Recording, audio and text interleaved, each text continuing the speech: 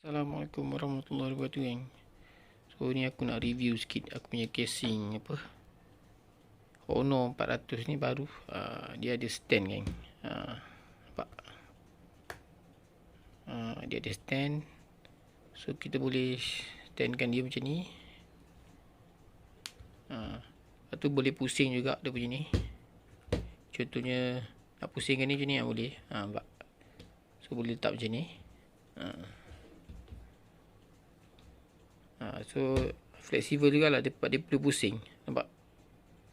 Macam ni pun boleh. Lepas tu dia ada magnet, dia besi tau. So kalau kereta kita tu ada pelekat, so dia boleh lekat lah dekat tempat tu, tempat magnet tu.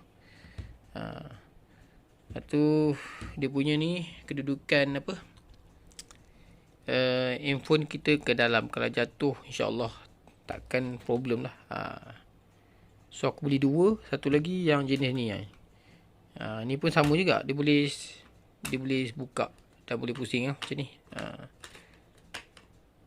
Tapi yang ni dia ada protect kamera. Aku beli dua. Satu boleh boleh protect kamera, boleh tutup. Dia boleh tutup. Dua-dua cantik. So aku beli warna hitam lah sebab sebab handphone aku ni dia color gold. So aku beli yang warna hitam. So dulu aku minat lah. Dia nampak memang menarik. Bagi aku menarik lah. So kalau kita nak tengok, boleh letak macam ni kan. Okay lah. Not bad.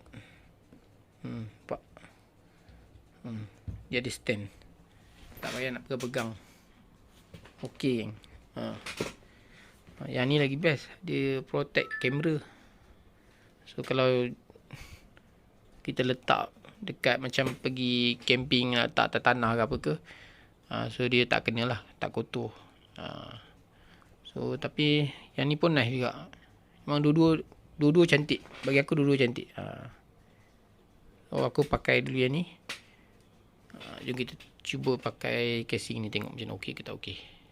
Okey, geng, yang ni pun sama juga. Dia ada stand belakang dan boleh pusing juga.